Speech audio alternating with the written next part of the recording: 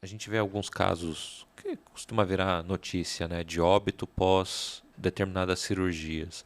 O que leva a pessoa a morrer na maioria das vezes? É, bom, é, primeiro assim, a gente fala uma causa potencial, né, de insucesso de uma cirurgia. Eu gosto de falar assim para meus pacientes, olha, a cirurgia plástica é um banquinho de três patas, assim, três pernas, né? Então, ele tem o equilíbrio.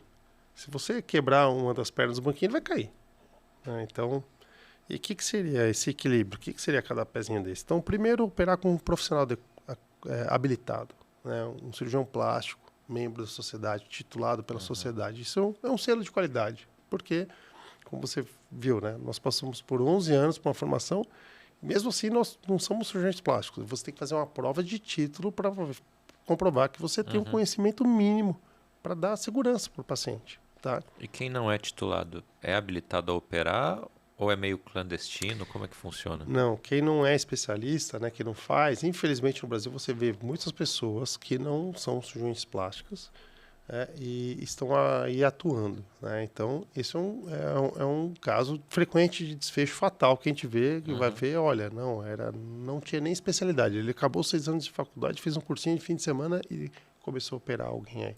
Infelizmente, essa é uma realidade no Brasil, porque a lei, se eu não me engano, é de 1954, que o médico, como o Brasil, em 1954, não tinha quase médico no Uhum. Brasil. Uhum. Então, o médico e a ciência, o conhecimento era outro para aquela realidade. O médico era habilitado a fazer o que ele se sentisse seguro, diríamos assim, né? Então, desde que ele tivesse, não fosse, que a gente fala que eu sou outro tripé, não fosse negligente, imperito e imprudente, Uhum. tá? Então, você via cirurgiões gerais, eventualmente, nas situações de emergência, fazer uma neurocirurgia para drenar um hematoma intracraniano, mas eram situações de exceção. Só que com o evoluir e o crescente número de médicos no Brasil, né, hoje em dia o Brasil está seguramente os 3 países com mais médicos no mundo. E o que aconteceu? O que acontece? Em grandes centros, principalmente, você tem muito médico já para pouco trabalho. Uhum. E as pessoas acabam indo, então, se submetendo a oferecer para os pacientes serviços que elas não são é, peritas para aquilo. E aí surgem esses cursos. Então, tem um mercado paralelo de cursos também para oferecer para esses médicos mal formados e em excesso, né, soluções mágicas para ganhar dinheiro, por exemplo. Então, olha, não, você está dando plantão, trabalhando muito, faça um curso de lipoaspiração e eventualmente ele vai começar a fazer numa clínica aí, lipoaspiração ou qualquer outro tipo de cirurgia, mas sem ter essa formação, né, de 5 anos a mais de residência médica de especialidade, né? Então, infelizmente, essa é uma das causas. Uhum. Então, as pessoas que não são habilitadas, né? Então, do tripé que eu falei, então, outra coisa que é muito frequente, não tem indicação correta. Então, hoje mesmo, antes de vir para cá, eu atendi um paciente que ele veio me procurar para fazer uma lipoaspiração.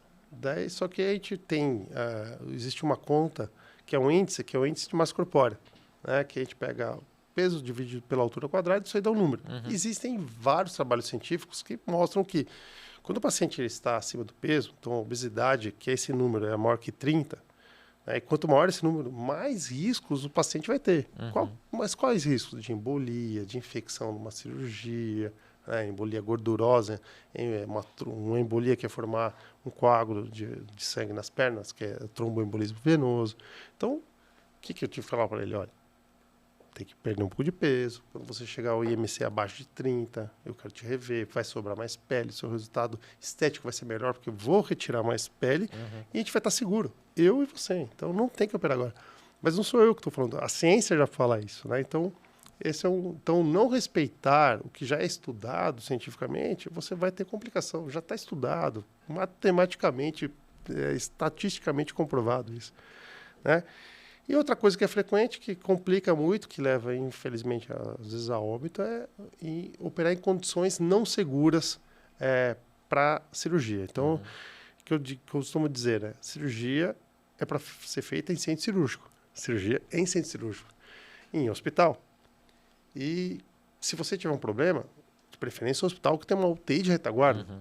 Eu falo que o hospital e a UTI é o airbag. Ninguém compra o carro com 8 airbags a fim de usar os 8 airbags. Não, a gente não quer usar. Mas se precisar, tem que estar lá. Uhum. Então sempre sai. Toda vez que você vê alguma complicação, ou não era profissional habilitado, ou não tinha indicação correta, o paciente estava doente, diabético, obesa, enfim. Ou não tinha a segurança que é o hospital, as medidas preventivas para não ter trombose, enfim, acaba saindo.